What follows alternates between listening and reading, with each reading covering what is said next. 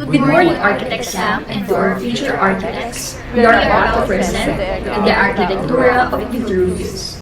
Marcus Vitruvius Polio, commonly known as Vitruvius, was an author, architect, civil and military engineer during the 1st century before Christ, known for his multi-volume work entitled The Architectura. He originated that all buildings should have the three attributes, firmitas, utilitas, and venustas. The Architectura. This is the first and the most famous text in the history of Western landscape architecture, engineering, and town planning. The 10 books of architecture's content list reveals the most aspect of engineering, including harbors, site planning, clocks, aqueducts, pumps, and siege engines, come with the author's technical scope. In Roman times, the architect was from a word Greek etymology that means of a chief technician. I am here to report the book 1, Landscape Architecture of Vitruvius, the 10 books on architecture. Preface. Imperator Caesar said that Roman people and Senate, released from their alarm, were beginning to be guided by the most noble conception and policies. He hardly dared, in view of the serious employment, to publish his writing and long-considered ideas on architecture, for fear of subjecting to his displeasure by an unseasonable interruption. But when he saw that other people giving attention not only the welfare society in general, he decided to provide public buildings intended for utilitarian purposes. Chapter 1, Education of Architecture. Knowledge. Architects should equip with knowledge of many branches of study and varied learning. Drawing. Must have knowledge of drawing so that he can ready the appearance of the work which he proposes. History. A wide knowledge of history is important because it is need to know the different ornamental parts of an architecture design. Philosophy. It makes the architect high-minded and not self-assuming, but rather be respectful and honest without being greedy. Music. Be able to tune ballista, catapulta, and scorpiones to the proper key. And lastly, medicine. Architects should also have knowledge of study in medicine for the climate, air, the healthiness and unhealthiness of sites. Chapter 2. The Fundamental Principle of Architecture. There are 5 fundamental principles of architecture, and the first is order. Order. Give a member of a work considered separately and symmetrically agreement to the proportion of the work. Adjustment according to its quantity. It is the individual work for members to plan and construct an whole work. Next is arrangement. Putting things in their proper places. There are 5 departments under arrangement. The first is a ground plan. It is a plan of the outline for the plane surfaces of the building and the detail about how the structure will look like or be oriented on the lot. Elevation. It is a flat view or picture of a building to describe the external appearance. Perspective. Method of sketching. From the front to the side, all lines should meet in the center of a circle. Reflection and invention. Reflection can catch attention, enjoyable or pleasant effect, while invention is having new discovery and having different ideas. Next is eurythmy. Is from a Greek root meaning beautiful or harmonious rhythm, beauty and fitness in adjustment of the member. As we can see from the photo, the roof of the house is not symmetrically proportioned or hindi pantay unlike the other houses, because they use the method of eurythmy that includes harmonious flow or movement of a design of a building. Symmetry. Relation between different parts in the whole general scheme. Accordance with the certain parts selected as standard. Next is propriety. Is the perfection of style which comes when a work is authoritatively constructed on approved principle. There are 3 types of style or order. First is Doric order. Has plain and rounded section at the bottom like the Mars temple. Next is Ionic. It has scroll-like ornament like the Diana temple. And lastly is the Corinthian order. It has capital carved with style of leaves or flowers like the Venus temple. Economy. Proper materials and site, as well as thrifty balancing of cost and common sense in the construction work. The photo at the left side is a mansion that can cost 100 million because they use an expensive materials and a huge site, while the photo at the right side use an affordable materials and have small site. Chapter 3: The Department of Architecture. There are three departments of architecture: the art of building, the making of timepieces, and construction of machinery. There are two parts of building: the construction of fortified towns and work of general public places. There are three classes of public places: defensive, religion, and utility. Defensive is the planning of making walls, gates, towers, and even permanent devices for unexpected attacks. It is for the safety for the people from using them in a way not intended by the owner. Religion. Erection of temples. It is for the construction of places of worship and sacred space. And utility. It is provide a public place such as public market, bathroom, and theater. And last is putting of structure for the private individual. Chapter 4: The Site of City. We should observe in a site the following. Healthy site. The temperature should not be misty or frosty or should not be hot or cold. And do not have marshes in the neighborhood. Because if the breeze pass by, the mist of the marshes can be poisonous and can affect the site unhealthy. Exposure of sun. Southern and western are not be healthy. Southern sky can be hot at morning, burning hot at noon, while western can be warm at morning, hot at noon, and aglow at evening. This kind of climate can be harmful for the health of the people living in this kind of site. Food and water. Taking good care to a temperate climate site of city. Health is the first important. According to Emperor Caesar, when his ancestors were about to build an army post, they sacrificed their cattle or cow that had not been fed at the site. So they checked their liver and it is dark and abnormal. After this incident, they decided to find and move away in an healthfulness site and have good water and food supply. Chapter 5: The City Walls. Tower should be projected beyond walls. If the enemy wishes to target the tower, it can be protected by a wall. The thickness of walls. Binding a two wood or bricks together to have strong long-lasting endurance of a wall. The distance of each tower should not be exceeded an arrow's flight to prevent enemy going to another part of the wall. The tower themselves must be round and polygonal. Square tower is a bad form. It can easily fracture, while round tower has big advantage. The enemy cannot find the center of the tower. In case in materials, there are no definite prescription because we have different places that other supplies cannot be found or buy. Chapter 6: The Direction of the Streets with Remarks on the Winds. Cold wind is unpleasant. Hot winds make us feel drained, and moist wind is unhealthy. Therefore, we must avoid mistakes and be aware of the experiences of communities.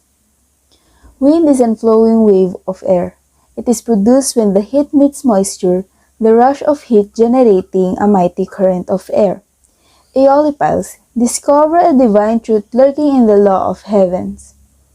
Are hollow bronze balls with a very small opening through which water is poured into them. Pour a water to the hole and then set the fire as soon as it boils. It can cause strong blasts due to the fire. This kind of experiment, we may observe the law of heaven and the nature of wind. Shutting out the wind in a house. Make the place healthier for people who are well but also in the case of disease, due perhaps to unfavorable situation elsewhere. By shutting the wind in an unhealthy site, can avoid catarrh, hoarseness, cough, and any airborne disease. The eight winds. Others said that there are only four winds, but in a deep investigation, they found out that there are eight. Andronicus of Cyrus, who in proof built the marble octagonal tower, also known as the Tower of Wind in Athens. These are the eight winds appeared to his device. Eurus is placed to the southeast between Solanus and Auster. Africus to the southeast between Auster and Fabunus. Chorus between Fabunus and Septentrio, and Aquilo between Septentrio and Solanus. Vitruvius also instructed on how to determine the direction of the winds. The first step is to go in the middle of the city and place a marble amusium. Amusium is a flat surface. In the very center of that spot, set up a gnomon or shadow tracker. At the 5th hour in the morning, mark the end of the shadow casted by the gnomon with a point. Then, opening your compasses to this point and create a circle from the center. In the afternoon, watch the shadow of your gnomon as it lengthens. Mark a point once the shadow touches the circumference of the circle. It should also have the same length as the shadow that was casted in the morning. From these 2 points, create intersecting arcs, and through their intersection and the center, let a line be drawn to the circumference of the circle to give us the quarters of south and north. Then, using a 16th part of the entire circumference of the circle as a diameter, describe a circle with its center on the line to south at the point where it crosses the circumference, and put points to the right and left on the circumference on the south side, repeating the process on the north side. From the 4 points obtained, draw a line intersecting the center from one side of the circumference to the other. Thus, we shall have an 8th part of the circumference set out for Auster and another for Septentrio. The rest of the entire circumference is to be divided into 3 equal parts on each side, and thus we have designed a figure equally apportioned among the 8 winds. The methodology of finding the 8 winds wasn't easy to understand. It could be put into simpler terms, like drawing a circle with 16 divisions would already be enough and ready for use. The importance of finding the winds were to know the direction of where the wind blows and to dispose the streets in such a way to break the violence of the winds. For Book 1, Chapter number 7, the sites for public buildings. This chapter talks about the planning of where to put the buildings. Primarily, they arranged them according to the state's convenience. They even considered the placements of the temple of gods, which are also placed accordingly throughout the city. For example, the temples of Jupiter, the king of all gods, Juno, the queen of the gods, and Minerva, goddess of wisdom and war, should have a view of the greater part of the city. The temples of Apollo and Bacchus should be near the theater. Why? Because Apollo is the god of music and Bacchus is the god of festivity. This shows how the people deliberately plan their cities and how they give respect to their gods. We were tasked to discuss about the 10 books of architecture by Marcus Vitruvius Pollio, and I was assigned to discuss about the book 2, which tackles about building materials. So as you can see on the screen, book 2 materials Vitruvius, the 10 books of architecture. So we have here a brief description of the 10 books of architecture. Vitruvius considers this book as the origin of the art of architecture, and it deals with city planning and architecture in general. It tackles about different building materials, temple construction, and the use of the Greek orders, public buildings, private buildings, floors, and many more. So this basically tackles about details about architecture and its origins. And also, according to my research, Vitruvius wants to preserve the classical tradition in the design of temples and buildings, and that is one of his goals in writing this book. So I was tasked to discuss about the book 2, which contains the origins of buildings and the various materials employed in their construction, such as bricks, sand, stone, and wood, and the various types of walls, which I will be discussing later on. So, next slide. Here you can see the picture of Marcus Vitruvius Polio. On the right side, we can see the 10 building materials, or the 10 chapters that cover this book. So we have the origin of the dwelling house on the primordial substance according to the physicists, brick, sand, lime, pozzolana, stone, methods of building walls, timber, highland and lowland fir. I think that having sufficient knowledge about these building materials is very important, especially to those who are in the building and construction fields. So, on the next slide, we can see here a part of the introduction of the book 2. And on the right side are the pictures of Dinocrates and Alexander the Great. So I'll be reading this paragraph. Alexander ordered Dinocrates to build a city whose name should be Alexandria. Dinocrates obtained this honor through his comely person and dignified deportment. But to me, Emperor, nature has denied an ample stature. My face is wrinkled with age, and sickness has impaired my constitution. Deprived of these natural accomplishments, I hope, however, to gain some commendation through the aid of my scientific acquirements and the precepts that I shall deliver. This introduction solely focuses on the tale of Dinocrates, who is an architect in the time of Alexander the Great, and how comely a person he was. So we'll be focusing on these building materials, as you can see on the screen, which are bricks, sand, lime, stone, and timber. On the chapter 3, we are discussing with bricks. Also in this chapter, Vitruvius states the type of clay to be used as whitish clay or red earth, and even coarse sand. The bricks are to be naturally dried, which should take at least 2 years.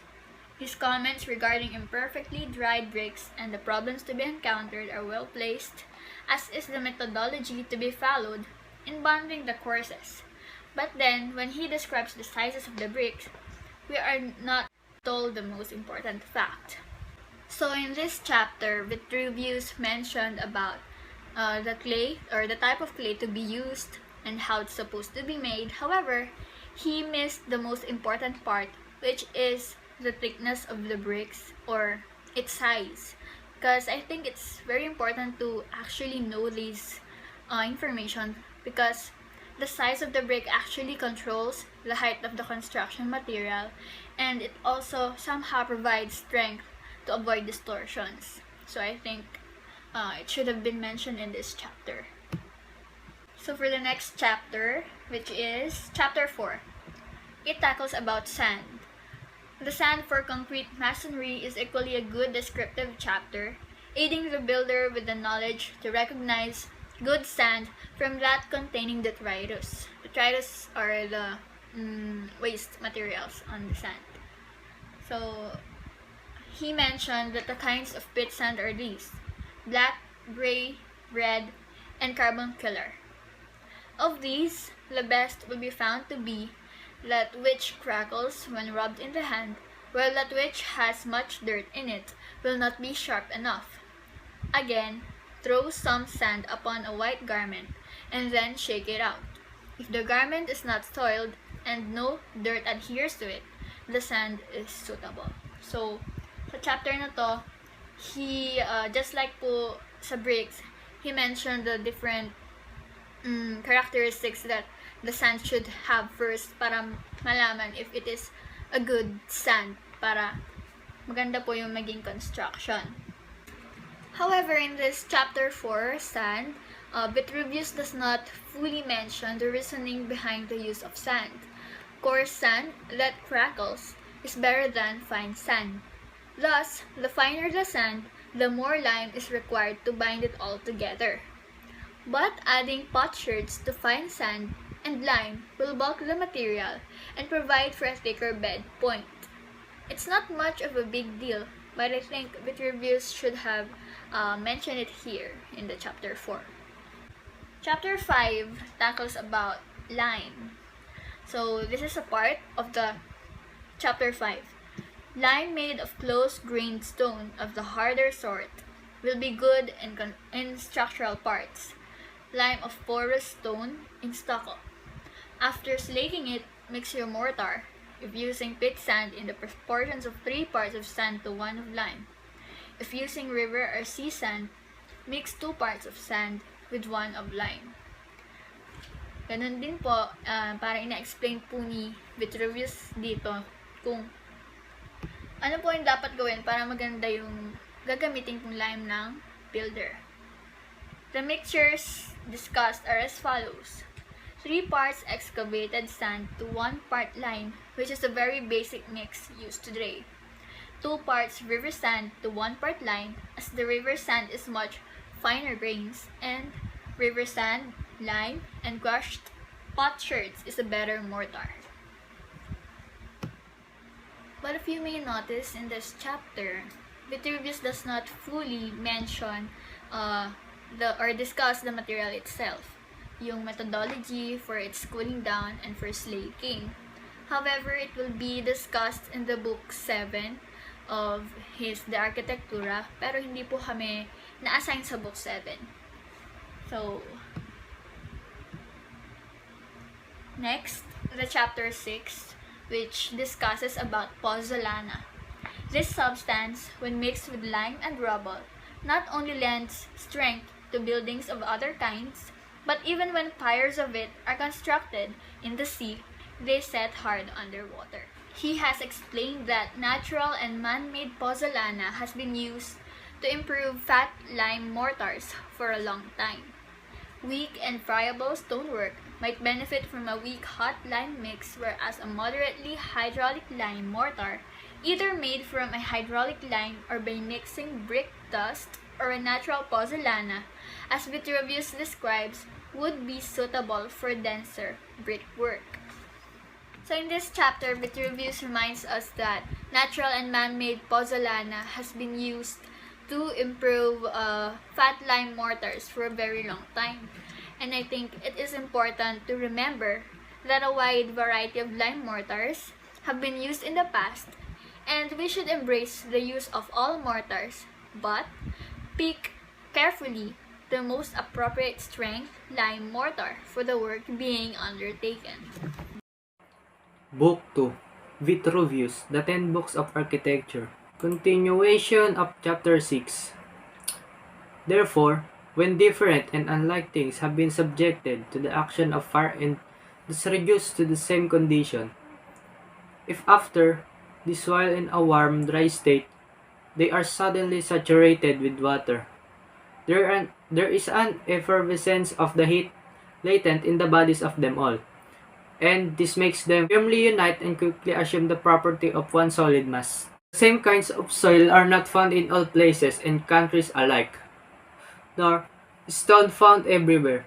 Some soils are earthy, others gravelly, and again pebbly. In other places, the materials is sandy. In the word, the properties of soil as different and unlike as the various countries. In particular, it may be observed that sandspits are hardly ever lacking in any place within the districts of Italy and Tuscany, which are bounded by the Apennines, where across the Apennines toward the Adriatic none are found, and Achaea and Asia Minor, or, in short, across the sea.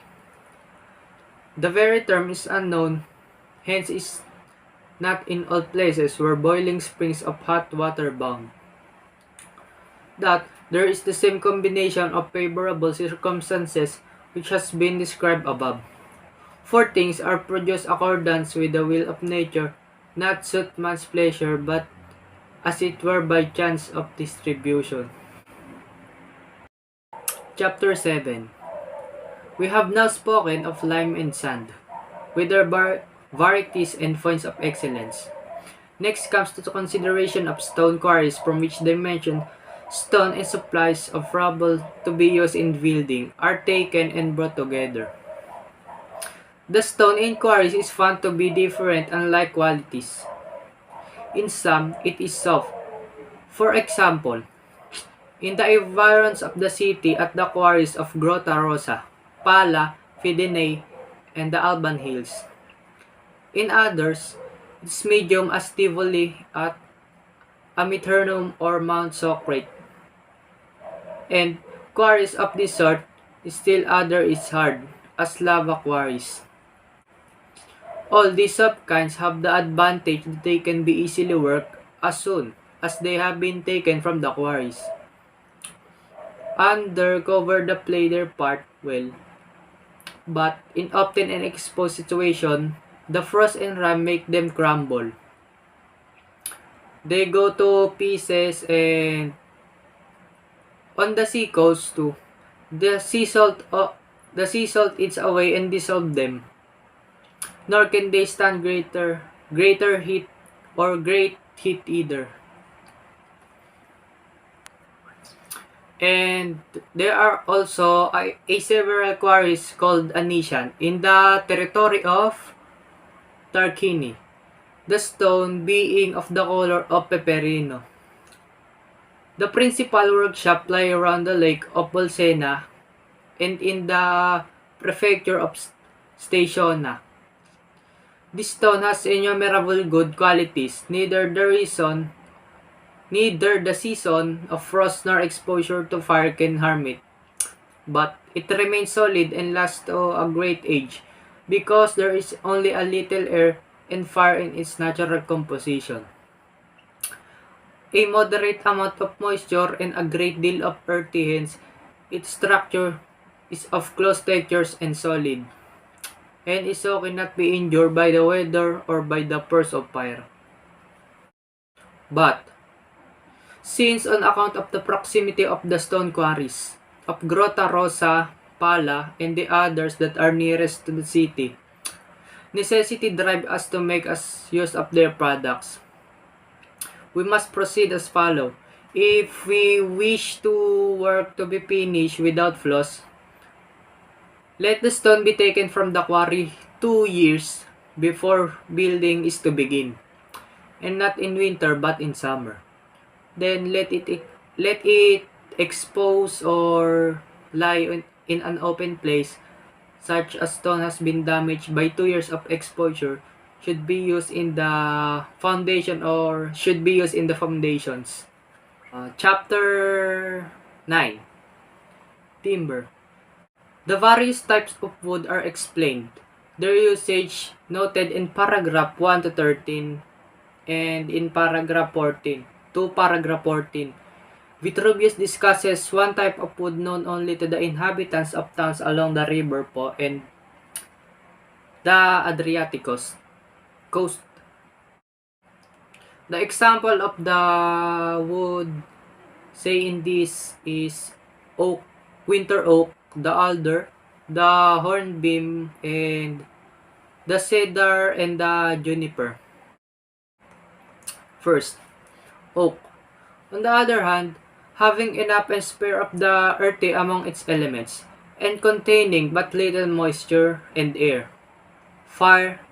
and fire, lasts for an unlimited period when buried in underground structures. It follows that when exposed to moisture, at its texture not loose and porous, it cannot take liquid on account of its compactness. But, withdrawing from the moisture, it resists and warps, thus making cracks in the structures in which it is used. And next, the winter oak, being composed of a moderate amount of all the elements, is very useful in buildings. But when in a moist place, it takes in water to its center through its pores. The air and fire being expelled by the influence of the moisture, and So it rots. The turkey oak and the beech, both containing a mixture of moisture, fire and the earthy, with a great deal of air. Through the loss of texture take in the moisture to their center and soon decay. White and black poplar, as well as willow, linden and the agnus castus, containing an abundance of fire and air, a moderate amount of moisture, and only small amount of earthy, are composed of mixture in which is proportionately rather light, and so they are of great service from their stiffness. Although, on account of the mixture of the earthy and in them, they are not hard, yet their loose texture makes them gleaming white, and they are convenient materials used in carving. Next is the alder, which is produced close by river banks and which seems to be altogether useless as building material. Has really excellent qualities. It is composed of a very large proportion of air and fire, not much of earthy and only a little moisture. The various types of wood are explained, and their usage. The usage noted in paragraphs 1 to 13 and in paragraph 14, Vitruvius discusses one of the wood known only to the inhabitants of towns along the river Po and the Adriatic coast. That wood is large, and he states, because of its weight, it will not float in water, so that when it's transported, it must be placed either in large ships or in barges made of fir. This wood is transported down the Po to Ravenna, where it's available to the citizens of Pano, Ancona, and the other towns in region. 10. Highland and Lowland fir. The first spurs of the Apennines arise from the Tuscan Sea, between the Alps and the most distant borders of Tuscany. The mountain range itself bends around and almost touching the shores of the Adriatic in the middle of the curve. Completes its circuit by extending to the strait of the other shore. Hence, this side of curves, sloping towards the district of Tuscany and Campania, lies basking in the sun. Being constantly exposed to the full force of its rays all day, but further side and sloping towards the upper sea and having northern exposure. It is constantly shadow or dark place, and the trees which grow on that side being nourished by the moisture. Not only themselves attain to a very large size, but their fiber too filled more of moisture.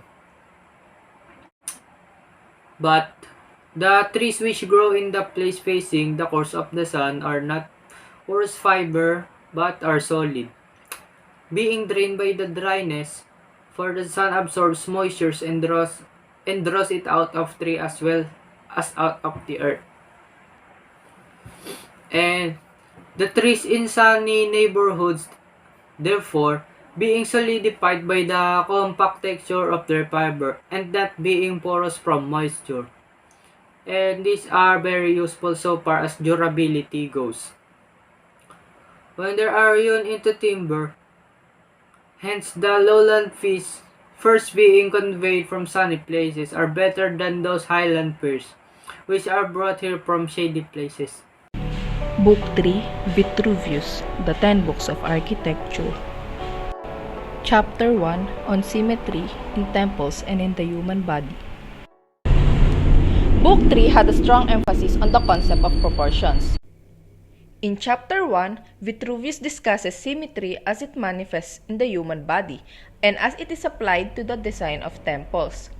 By symmetry, he means that each element of the structure is proportional to the others and to the whole, as is the case with the human body. Symmetry is derived from the Greek word symmetros, which means measured together. Proportion is derived from the Latin word proportio, which means for the part or the relationship of the portions. For thousands of years, humans have examined what they consider beautiful. Vitruvius states that the design of temples depends on symmetry, the rules of which architects should be most careful to observe. No building can be considered well designed unless it has symmetry and proportion. How do you design and construct the perfect building? Structures like the human body have parts, and those parts can be combined in a variety of ways in architecture. The concepts of symmetry and proportion can be used intentionally. Asymmetrical structures were designed by early 20th century modernists to defy classical symmetry. Both Vitruvius and Da Vinci recognized the significance of symmetrical proportions in design by studying the human body.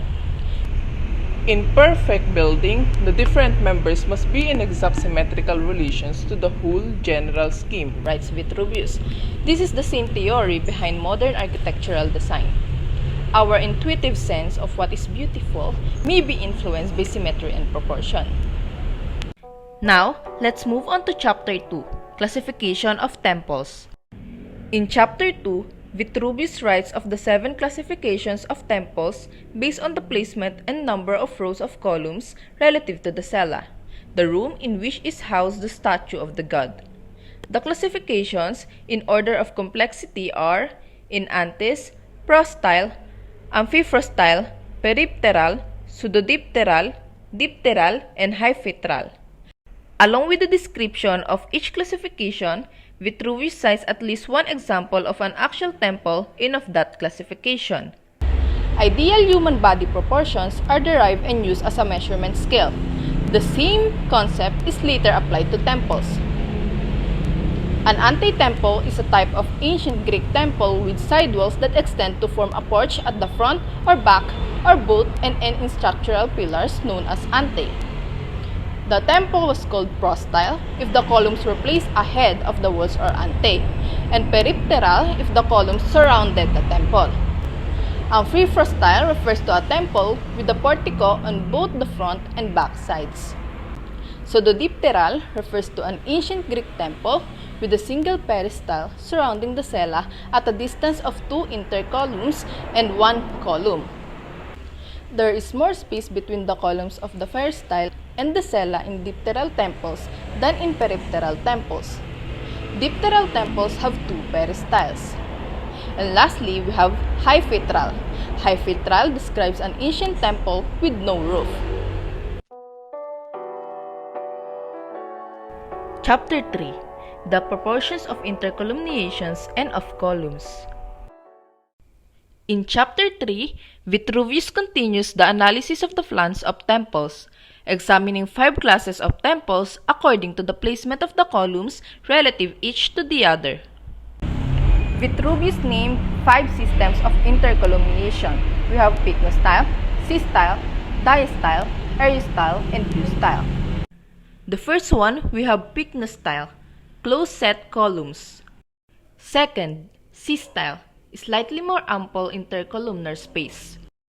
Third, diastyle, even more widely spaced. Fourth one, eriostyle, columns stand further apart than is desirable. And lastly, we have view-style, placement is right. Vitruvius also warned that stone architraves would break if the columns were placed 3 column diameters or more apart. According to Vitruvius, these are the standard intercolumniations.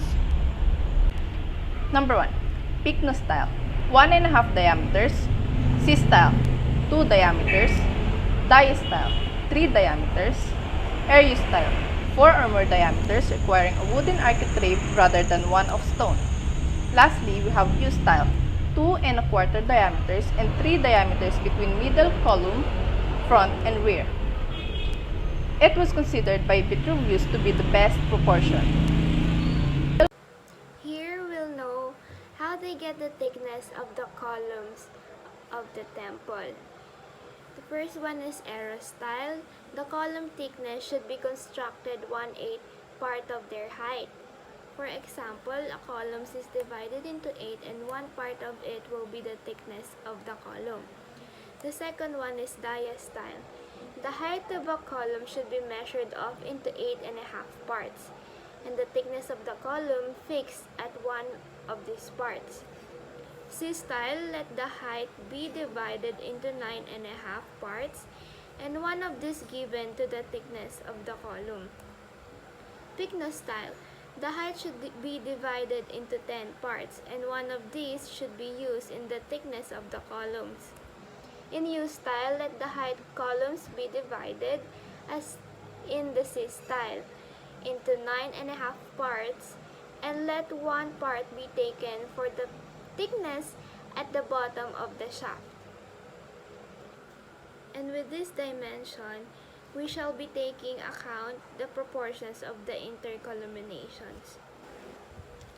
Chapter 4, the foundations and substructures of temples. In making the foundation of the temple, we should dug out the solid ground, but if it can't be found, the whole substructure should be as solid as it can be. If the solid ground cannot be found, but the place proves to be nothing but heap of loose earth to the very bottom, then it must be dug up and cleared out and set with piles of charred alder, olive wood, or oak, and this must be driven down by machinery very closely together like bridge piles, and the intervals between them filled with charcoal, and finally the foundations are to be laid on them in the most solid of construction. The steps in front of the temple must be arranged so that there will always be an odd number of them. For example, if you first step your right foot, it will also be the one who will reach the level of the temple. The rise height steps should be limited to not more than 10 nor less than 9 inches, so that it will not be difficult to reach. The treads of the steps ought to be made not less than 1.5 feet and not more than 2 feet deep. If there are to be steps running all around the temple, they should be built of the same size. The levels of the stylobate must be increased along the middle by the scamilli in pairs, for if it is laid perfectly level, it will look to the eye as though it were hollowed a little. Chapter 5, Proportions of the Base, Capitals, and Entablature in the Iconic Order. This finished, let the base of the columns be set in place and constructed in such proportions that their height, including the plinth, may be half the thickness of the column, and their projection the same. Thus, in both length and breadth, it will be 1.5 thickness of the column. The columns are to be put in place. The middle columns of the front and rear porticos perpendicular to their own center, the corner columns, and those which are to extend in a line from them along the sides of the temple to right and left, are to be set so that their inner sides, which face toward the cella wall, are perpendicular, but their outsides in the manner which I have described in speaking of their diminution. Thus, in the design of the temple, the lines will be adjusted with due regard the diminution. The shafts of the columns having been erected, the rule of the capitals will be as follows. If they are to be cushion-shaped, they should be so proportioned that the abacus, as in length and breadth, equivalent to the thickness of the shaft at its bottom, plus 1/18 thereof, and the height of the capital, including the volutes, 1/2 of that amount. Book number 4. Vitruvius mentioned that this book will point out the difference and properties of the Doric and Corinthian orders. Chapter 1. The origins of the three orders and the proportions of the Corinthian capital. Vitruvius began by telling us where the first order originated from. They set aside a large portion of their country for various sacred sites, and they began to build temples that resembled those temples seen in the western region of Greece. They named it Doric because they had first seen this style in the cities of Doria. They wish to construct this temple with columns, but they don't have the knowledge of the proper proportions of them, nor the ways of how it was constructed. So what they did was, they measured a man's foot and concluded that the height of a man is 6 times the length of his foot. You can actually double check this by yourself if it is true or not. You can get a measuring tape or something. And with this finding, they gave the column a similar proportion. They made the column's height, including the capital. The capital is the crowning member of the column, 6 times the thickness of the shaft. The shaft is the long, narrow part of the column. Again, they made the column's height, including the capital, 6 times the thickness of the shaft. As a result, the Doric order derived its proportion, strength, and charm from a human figure. Afterwards, they built a temple of Diana, the goddess of wild animals, and the hunt, identified with the Greek goddess Artemis, but seeking for a new proportion for the temple. So this time, they used a female figure as the standard, and they also wanted to produce a more towering effect, a taller temple, and they first made it 8 times its thickness in height compared to the Doric column, which is only 6 times its thickness in height. Like a man's foot with a shoe, this column has its base. They also added volutes to its capital. Volutes are characterized like a spiral scroll. In the context of the female figure, it is like a graceful curling hair hanging on each side, and the front of the capital was ornamented like accessories to your hair. On the shafts, they create sunken channels that resemble the folds of a matronal garment. A matron is a dignified woman or a woman with a social position. The Ionians were the inventors of this type of column, and it has received the title of Ionic. Now, 2 orders were created, one with masculine character without ornamentation, simple yet filled with strength, known as the Doric order, and the other with a character that resembled delicacy, elegance, and proportion of a female, known as the Ionic order. The successors of these people preferred a slenderer proportion, assigned 7 diameters to the height of the Doric column and 8.5 to the Ionic. So the third species of the column, or the third order of the column, is called the Corinthian. The following event is said to have inspired the creation of this order's capital. A Corinthian virgin fell victim to a violent disorder. After her burial, her nurse collected the things she loved and favored when she was still alive. She collated them inside a basket and carried it to her tomb. She placed a tile on the basket to preserve the things inside it. The basket was accidentally placed on the root of an acanthus plant. Spring came and the plant's stem and foliage shot forward. Its growth reached the tile, thus forming volutes. Callimachus is well known for his inventiveness and artistry. He happened to pass by the tomb and observed the basket and the delicate foliage that surrounded it. Delighted with the form and novelty of its looks, he constructed and arranged its proportions. It is the columns in the country about Corinth. It is very fascinating how the first columns were inspired by the proportion of a man and a female body, despite its flaws. Inspiration for an architectural design is truly everywhere. The intentions in the construction of this column strongly influence its final looks, which can also be applied in today's era, as designers get inspiration from the things we see on a daily basis. The method of setting out the capital is as follows. Its height, including the abacus, is equal to the diameter of the lower part of the column. The width of the abacus is making its diagonal from opposite angles equal to twice its height. Height of the abacus is the 7th of the height of the capital. The capital's lower part must be equal to the diameter of the top of the shaft. The remainder is divided into 3 parts: the lower leaf, the middle leaf, and the cauliculi. Chapter 2: The ornaments of the orders. Timber framework crowns each building. Bashumers are the ones placed over the columns. Bashumers consist of pilasters and ante, and for the framing of floors, we have beams and boards.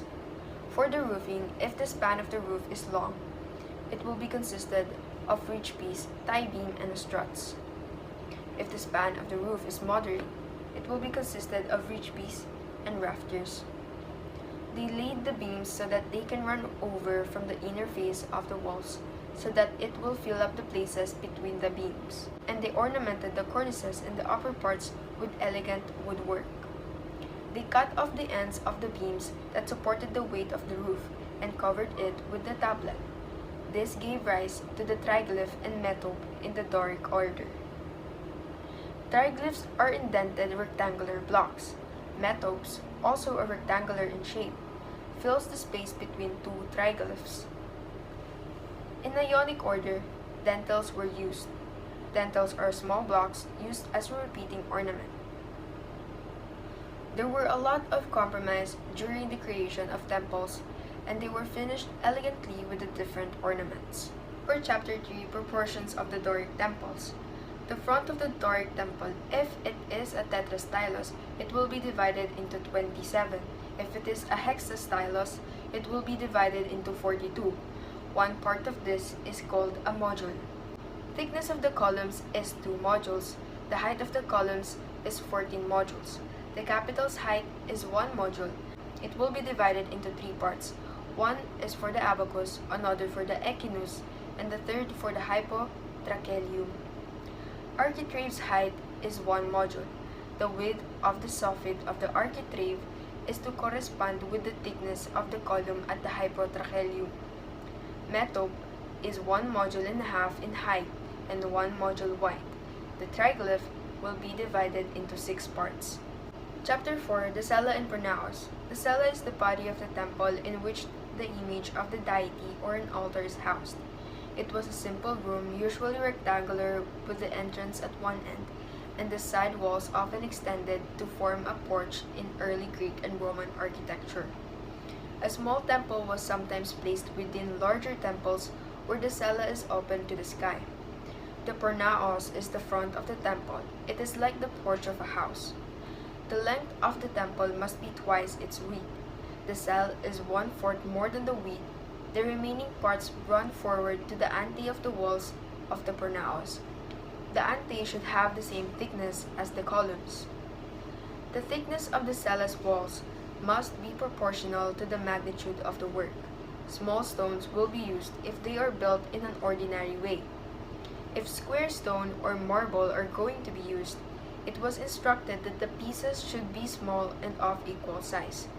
One thing that I noticed throughout their construction of temples is of how important the role of proportion is. Proportion basically dictates the relationship between a particular part of a design to a whole. I think that they perfected the practice of proportion in such an early period, and with that, they were able to establish timeless structures that still stands with us today. Book 4, Chapter 5. How the temple should face. The quarter toward which temple of the immortal gods ought face to be determined on the principle that if there is no reason to hinder and choice is free. The temple and statue placed on the cella should face the western quarter of the sky. This will enable those who are approach the altar with offerings or sacrifice to face direction of the sunrise, facing the statue in the temple. And those who are undertaking vows look toward the quarter from which the sun comes forth. And likewise, the statue themselves appear to be coming forth out of the east to look upon them as they pray and sacrifice. But if the nature of the site is such as to forbid this, then the principle of determining the quarter should be changed, so that the widest possible view of the city may be had from the sanctuaries of the gods. Furthermore, the temples that are to build beside rivers, as in Egypt on both sides of the Nile, ought as it seems to face the river banks. Similarly, houses of gods on the sides of the public road should be arranged so that the passers-by can view or can have a view and pay their devotions face to face. Chapter Chapter 8: Circular Temples and Other Varieties. There are also circular temples, some of which are constructed in monopteral form, surrounded by columns without a cella. A cella is the inner area of the temple. In early Roman and Greek, it was a simple room, usually rectangle. Those that are without a cella have a raised platform and a flight of steps leading to it, 1/3 of the diameter of the temple. The columns upon the stylobates are constructed of a height equivalent to the diameter taken between the outer edges of the stylobate walls and of the thickness equivalent to 1/10 of their height, including the capitals and bases. But if such a temple is to be constructed in peripteral form, let 2 steps and then the stylobate be constructed below. Next, let the cella wall be set up, recessed within the stylobate about 1/5 of the breadth thereof, and let a place for folding doors be left in the middle to afford the entrance.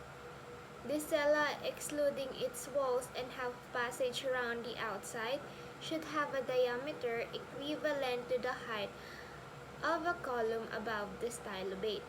Let the columns round the cella be arranged in symmetrical proportion just given. The proportions of the roof in the center should be such that the height of the rotunda, excluding the final, is equivalent to 1/2 the diameter of the whole work.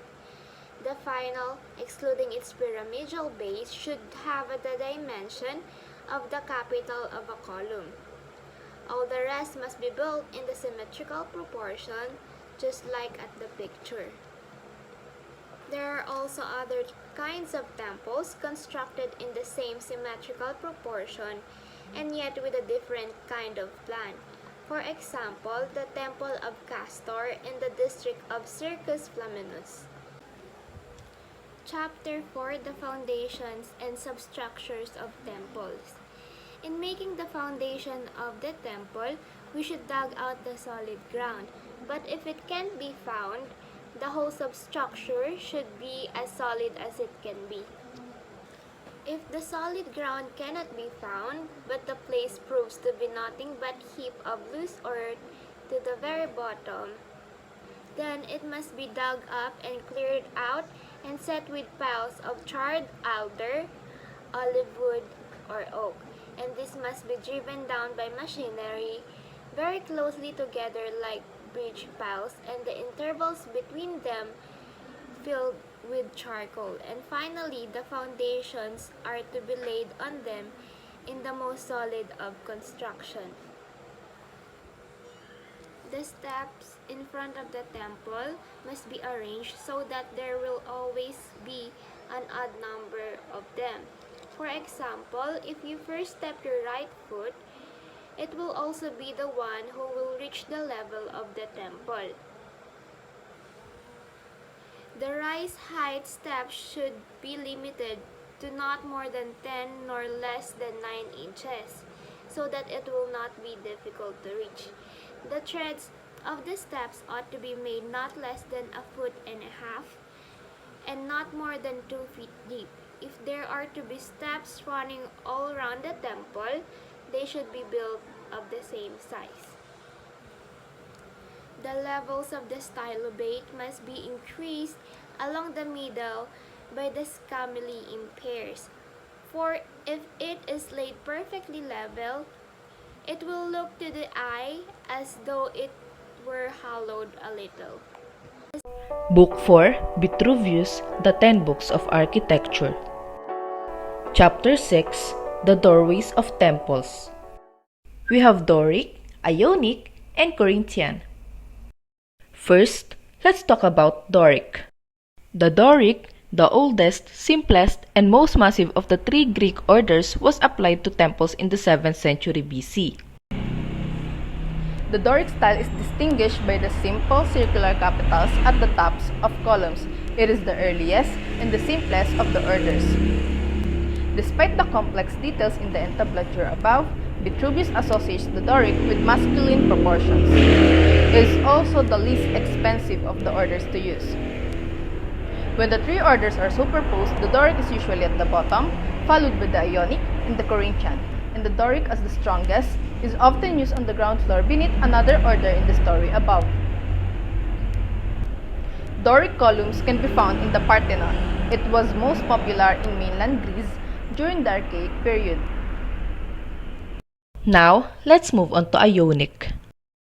The Ionic order was the next to be developed by the Greeks. It is called Ionic because it developed in the Ionian Islands in the 6th century BC. It was used for smaller buildings and interiors. The Ionic order has the narrowest columns of the three classical canonic orders. The use of volutes distinguishes the Ionic capital. Ionic columns are typically supported by the base separates the shaft of the column from the stylobate, and the cap is typically enriched with egg and dart. Vitruvius associates the Ionic with feminine proportions.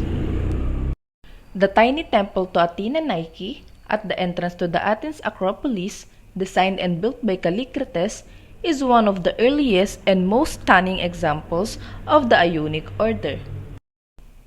And last but not the least, Corinthian. The third order is the Corinthian, which wasn't used much by the Greeks. It is named after the city of Corinth, where sculptor Callimachus is said to have invented it at the end of the 5th century BC after seeing a goblet surrounded by leaves. The Corinthian order is the most developed of the three major classical orders of Greek and Roman architecture. Corinthian is the most ornate of the orders. Slender fluted columns and elaborate capitals decorated with acanthus leaves and scrolls define this architectural style.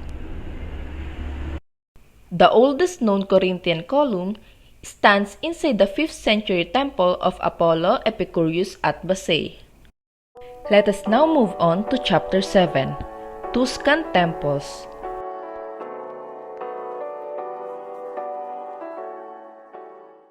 This style has the following features. Shaft sets on a simple base. Shaft is usually plain, not fluted or grooved. Shaft is slender, with proportions similar to a Greek Ionic column. Smooth, round capitals. And lastly, no carvings or other ornaments. Tuscan temples. The simplicity of the Tuscan order is what defines it above all else. While the other three architectural orders are characterized by the types of decoration used, the Tuscan order is defined by its lack of it. A Tuscan column resembles a Doric column with the exception that it is not fluted. It has a simple unadorned shaft, a simple unadorned base, and a simple unadorned capital. The base can be round or square, and the preferred shape appears to have changed over time. The facade is also left undecorated in the entablature, which rests on the columns. The proportions of the Tuscan order are also distinctive. Classical columns were tall and narrow, emphasizing their height, and were clustered together. Even though this is not the technical standard of the Tuscan order, Tuscan columns are proportioned differently than classical columns, giving them a wider and more grounded feel, and also they are typically spaced further apart. This solid order was used in military architecture, as well as docks and warehouses that were elevated by architectural treatment. It is appropriate for fortified areas such as city gates and war structures. The zodiac and the planets. Gnomon. What is gnomon? Gnomon is a device originally meant as an instrument for calculating the time. In its most simple form, it seems to have been a rod placed vertically on a plane surface, later upon the surface of a hemisphere. Equinox. What about the equinox?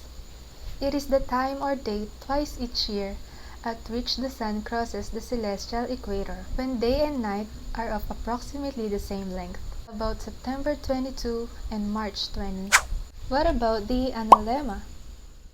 It is a diagram showing the position of the sun in the sky as seen from a fixed location on Earth at the same mean solar time. As that position varies over the course of the year, the diagram will resemble a figure of 8.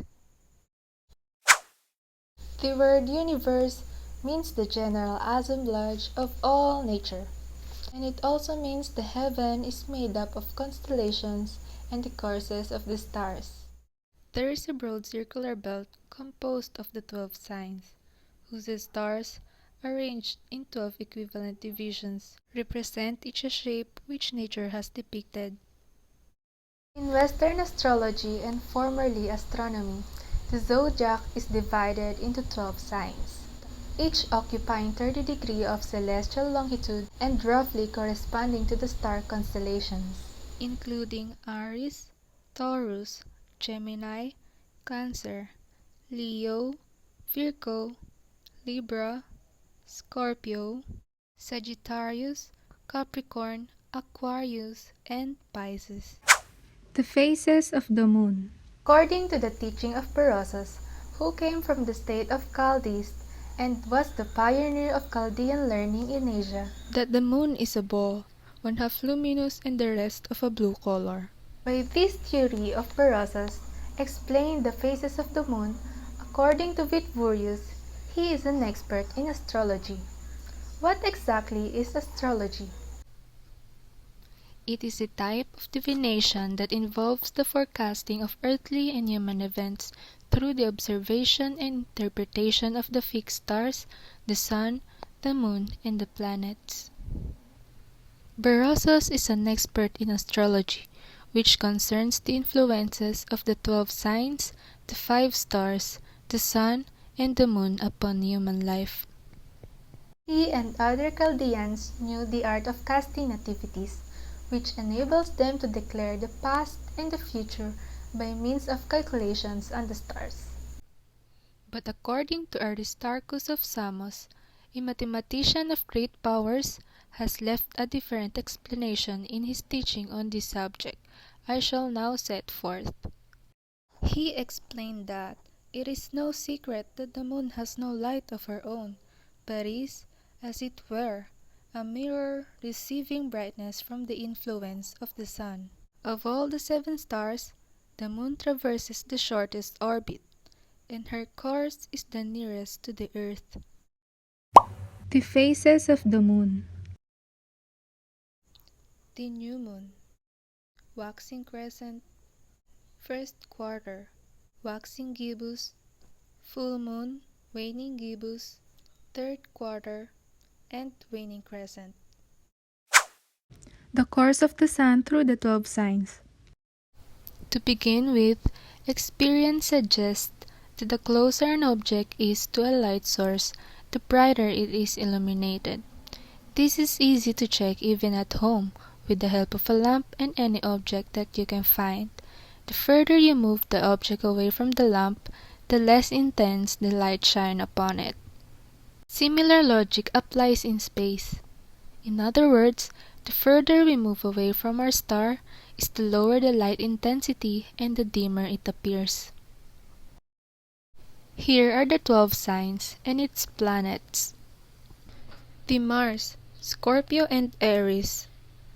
Venus, Libra and Taurus. Mercury, Gemini and Virgo. The Moon, Cancer. The Sun, Leo. Jupiter, Pisces and Sagittarius. Saturn, Aquarius and Capricorn.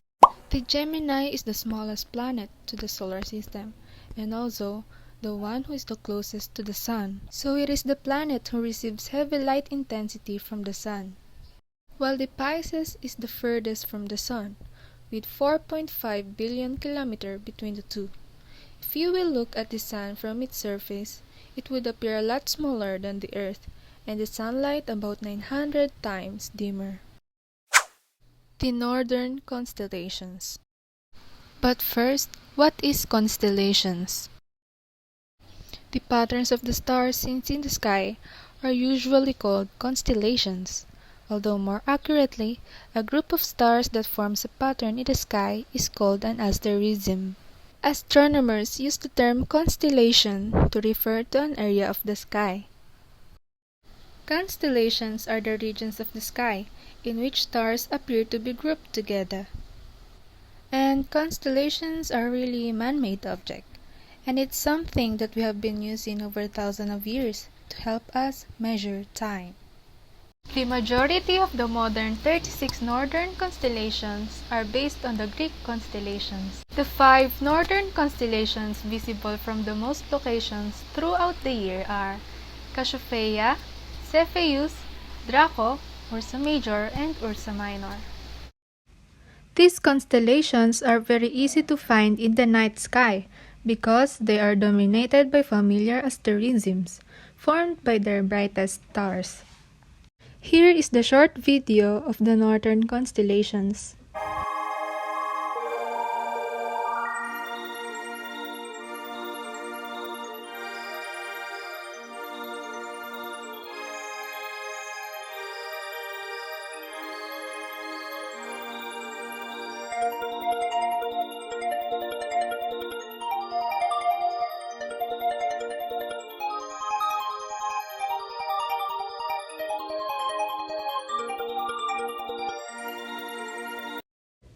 As you have watched, most of the constellations in the northern hemisphere are based on the constellations invented by the ancient Greeks, while most in the southern hemisphere are based on the names given to them by 17th century European explorers.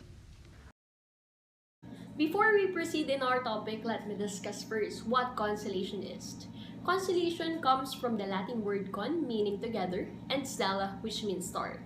Constellations are a group of stars forming a recognizable pattern that forms an animal, mythical creatures, and mythical figures.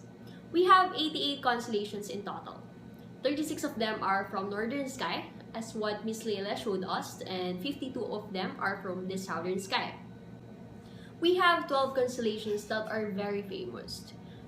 These are the zodiac signs. Marami sa atin alam kung ano ba yung zodiac signs kasi meron tayong iba't ibang zodiac signs based on our birth dates. We have Libra, Aries, Taurus, Gemini, Cancer, Leo, Virgo, Scorpio, Sagittarius, Capricorn, Aquarius, and Pisces. Most of the constellation names that we know came from the ancient Middle Eastern Greeks and Roman culture. They identify the stars as the gods, goddesses, and animals. The changing sky has always fascinated mankind. So humanity created myths and legends about the moon and stars. So tayo kasing mga tao, pag nakita tayo ng sky, especially sa night, pag nakita tayo ng mga stars, parang may nabubuo tayong mga pattern through them. So yun yung mga nakaka-create ng figures. So that is the reason kung bakit nabuo yung constellations. So I'm gonna show you a video of the southern sky.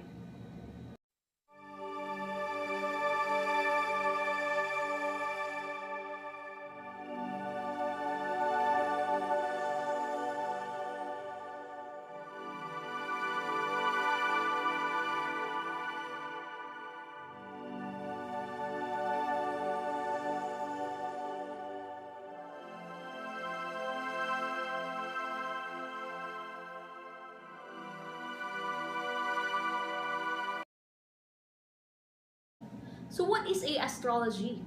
Astrology, it is a forecasting of earthly and human events through the observation and interpretation of the fixed stars, sun, moon, and planets. Attempts to study how these positions, motions, properties affect people and events on Earth. Planets' relation to the Earth and their influence in our human life. So, ang astrology, ito yung pag-aaral kung saan tinitingnan at discover nila kung ano nga ba yung connection or kung may connection nga ba o wala stars, sun, moon, and planet sa buhay ng tao at sa future natin. Kung kaya nga bang i-predict nito yung mangyayari in the near future. Kung yung motion ba nito, position, paggalaw, pag-ikot, is may connection sa buhay natin and sa Earth. For several millennia, the desire to improve astrological predictions was one of the main motivations for astronomical observation and theories. But astrology has not been scientifically proven to accurately predict people's personality and future. So, meron akong example dito. So, there was a trend in social media before na mag-a-act or sasabihin ng isang tao kung ano yung mga personality niya or characteristics. Then, itatanong niya sa mga tao or magko-comment sa kanya kung ano yung zodiac sign niya. So that is not still proven na kung ano yung zodiac sign mo is connected sa personality and characteristics mo. So hindi pa napapatunayan na totoo yung ganun. Eudoxus, Euctemon, Calipus, Meto, Philippus, Hipparchus, Aratus, and others discovered the risings and settings of the constellations, as well as weather prognostications. From astronomy through the study of the calendars, and this study they set forth and left to posterity. So, ano nga ba yung kahalagahan ng weather prognostications or mas kilala natin bilang weather forecasting? The goal of weather prediction or forecasting is to provide information to people and organizations that can use to reduce weather-related losses and enhance societal benefits, including protection of life and property, public health and safety, and support of economic prosperity. So, imagine natin lahat, walang weather forecasting or prediction. So, ano na lang mangyayari sa atin? So, hindi natin alam kung kailan may dadating na bagyo, kung uulan ba sa araw na to. So, hindi tayo makakapaghanda. So, sobrang importante and napakalaking contribution nung na-discovered nila. So, what is an analemma?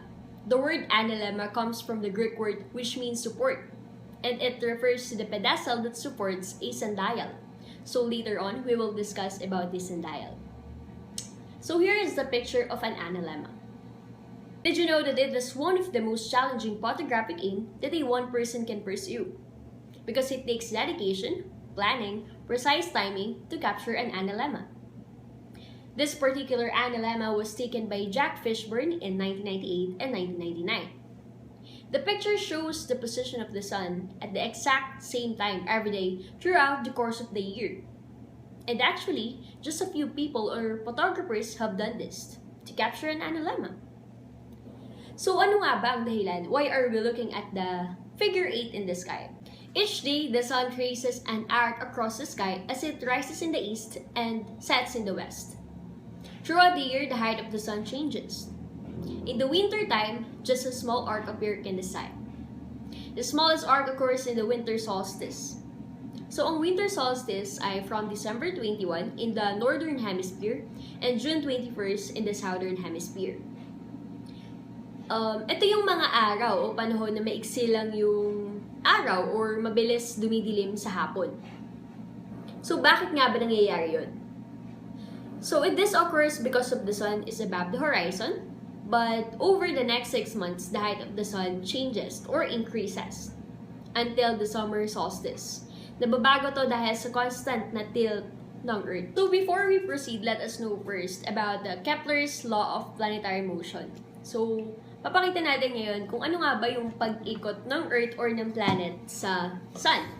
So, usually, akala natin, ganito yung pag-ikot ng Earth. So, for example, this is the Earth or the planet. Ganyan. So, hindi ganyan ang pag-ikot ng Earth sa Sun.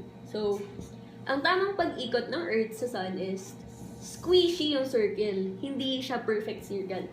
So, for example, this is the Sun. And dito yung Earth. So, ganyan yung pag-ikot niya. So, pag yung Earth or yung any planet is mas malapit yung ikot sa Sun, mas mabilis yung ikot niya. At kapag mas malayo yung planet sa Sun, mas mabagal yung ikot niya.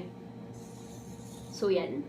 So, I'm gonna show you a video ng experiment kung paano nga ba nangyayari yung analemma. So, yan. So, next day, exactly 24 hours later, pansinin niyo yung mark or yung tanda. Magagawin na yan sa east. So, pag ginawa natin to the whole course of the year, makaka-create tayo ng analemma. So, I'm gonna show you kung ano nga ba ang nangyayari sa analemma. So, we have south, north, then east, west. So, pa-east muna magsaside yung ating sun. So, ang nangyayari dyan, so, hindi to perfect 8 talaga. Yes. then dapat nakaslant to. So, ang tawag sa slant na to, this up and down bit, this is called earth still.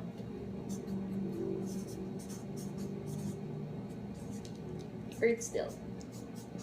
And this side by side bit, this is called elliptical orbit.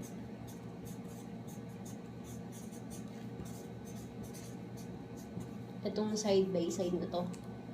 So what is a sundial? Kanina pinakita ko sa inyo yung experiment about sa analemma. So ang sundial ay similar sa ginawa or pinakita ko kanina. And sundial, it is a instrument showing the time by the shadow of a pointer cast by the sun.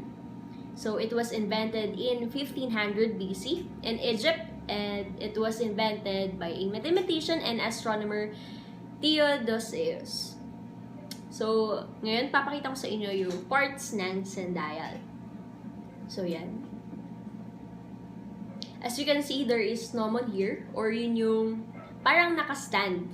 At siya yung dahilan kung bakit nakakaroon ng shadow. That is a projecting piece of a sundial that show the time by the position of its shadow. So, yung shadow naman, kumbaga sa modern nating relo ngayon, or orasan, clock, siya yung pinaka-hand, or hour hand, minute hand. So, sa sundial, yun yung shadow. So, I'm gonna show you a video of how a sundial works. So, let us know kung first, how to read a sundial. Yan. So, in this video, pinakita dyan na lalapag muna in a flat surface yung sundial, of course. At malalaman din natin yung oras, depende sa'yo kung nasan ka. Kasi, pwede kang nasa northern hemisphere and southern hemisphere. If you are in northern hemisphere, then the sun will appear in your southern sky. And if vice versa, if you are in southern hemisphere, then the sun will appear in your northern sky. Like our modern clock, kung ano lang yung nakatapat, kung saan nakatapat yung shadow, doon natin malalaman kung anong oras. So in this case, nakatapat siya sa 3. So we can say na it's 3 p.m. And if in between naman, like sa between na number or between na oras, then we can assume na this is 8:30 a.m. By the way, sundial is gumagana lang siya 12 hours kasi alam naman natin na gumagana lang siya because of the sun. And sa gabi, of course, wala namang sun, walang sinag ng araw, walang shadow. So, 12 hours lang ang gamitan ng sundial. So, this is the world's largest sundial. Yan. It is in Jaipur, India. It was built in the early 1700 by Maharaja Jai Singh II. And it is part of the astronomy observatory known as Jantar Mantar. Yan. So, I will show you a video kung paano ito nagpa-function.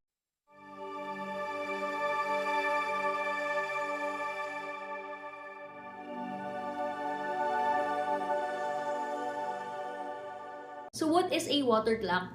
So, yan. This is a picture of the water clock. The water clock is called clepsydra. So, clepsydra, it is an ancient time measurement or measuring device worked by a flow of water. In another form, the vessel was filled with water that was allowed to escape through the hole, and the time was reeled from graduated lines on the interior measuring the level of the remaining water. So, a clepsydra consisting of a cylinder into which the water drip from a reservoir. Eusebius perfected the first accurate water clock because previous water clocks did not keep precise time. So, si Eusebius, siya lang yung nag-reinvent nung water clock. So, before pa lang siya pumasok sa picture, meron na talagang water clock. Pero siya yung kauna-unahan na tao na nakagawa ng accurate water clock na merong precise time. So, sinigurado ni Eusebius na yung water sa pinakataas ay hindi nababago yung sukat. Continuous lang yung tubig. So, napaka-imposible na tuloy-tuloy lang yung water, but Eusebius made it possible. So, gumamit siya ng siphon, and with the siphon, the clock emptied and reset itself automatically. So, this is the picture of a siphon. So, parang nakikita naman natin siya hanggang ngayon. He also used water wheel and cylinder. The precision involved in this invention is simply amazing. So, I'm gonna show you of a video of the water clock and how it works.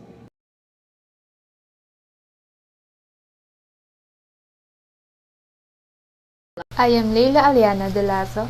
I am Andre Asuncion. This is Judy Albanese. I'm Minis Pascual. I am Audrey Maxine Santos. I am Nika Brillantes. I am Joshelle Carmona. I am Jan Cristo Lentino, your future architects.